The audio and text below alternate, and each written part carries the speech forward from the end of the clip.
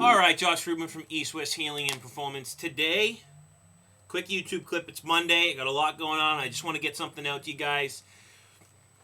I was in New York recently teaching HLC2 for the Czech Institute, and we had a friend watch our cats, watch our house, which was really great. Thank you, Brooke. But we come home. We don't have much in our cabinets. We got plates, cups, or glasses, whatever you want to call it. We don't have anything really boxed or canned, stuff like that. So people come over and there's like nothing in the cabinets. We have all this cabinet space. And it's actually kind of weird. But at the same time, that's just how we live. Really simple. So I opened the cabinet and I almost fell off my chair because this person that watched our house actually had the nerve to bring this toxic substance into my house. So I opened the cabinet and this is what I see. Vegetable oil in my temple. Vegetable oil was in my house. I don't even want to touch it right now. I feel like I'm getting toxic. No, I'm just kidding. But I figured, you know what? This is a great chance to educate you guys. Do your research on vegetable oil. Most places, even Whole Foods, are cooked food. Jimbo's in San Diego, they're cooked food. Albertsons, Save-On, Shaw's, all these conventional markets, in most restaurants, if not all restaurants, cook or use vegetable oil. So do you guys.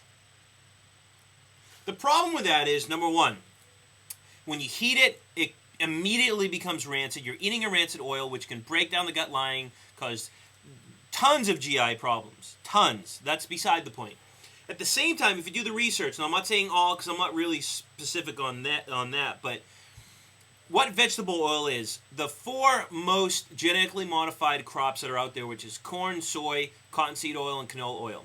Vegetable oil is actually a mixture of all these oils. Now, they're all genetically modified, and it's a mixture of all of them, so you're getting like a quadruple whammy by cooking with them. And you can study Seeds of Deception, Genetic Roulette. You can watch the videos, The World According to Monsanto, the GMO Trilogy.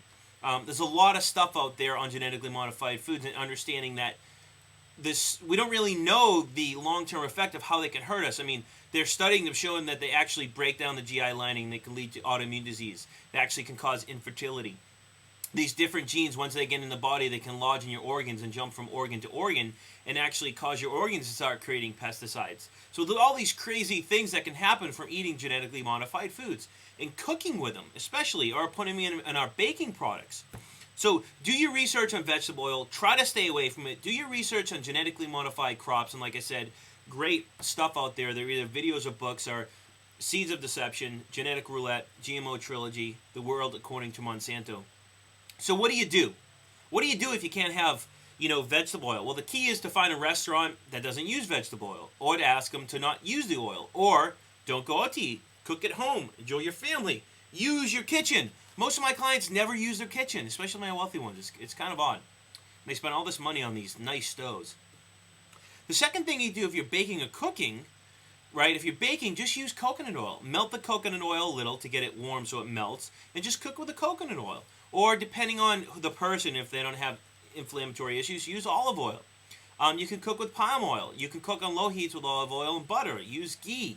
So there's so many different healthier substitutes beside vegetable oil. Like if Jeanne bakes all the time, we'll use coconut oil. When we cook, we use palm oil and coconut oil. On lower heats, we use olive oil and butter.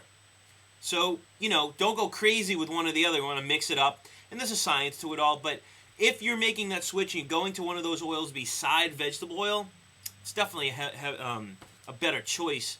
So hopefully you've learned something. Do your research. These clips will just give you some information and start to stir the pot so you actually start doing research on your own. But you'll find that most restaurants, most grocery stores are using vegetable oil. And if you have GI issues, autoimmune issues, infertility problems, any type of disease, my recommendation is stay away from it, because it's highly toxic for the body, and it actually has been shown to actually facilitate mutation in the genes, on and on and on. So hopefully you've learned something. I'll get another YouTube clip off to you by the end of the week. Thanks for tuning in, and I'll check you later.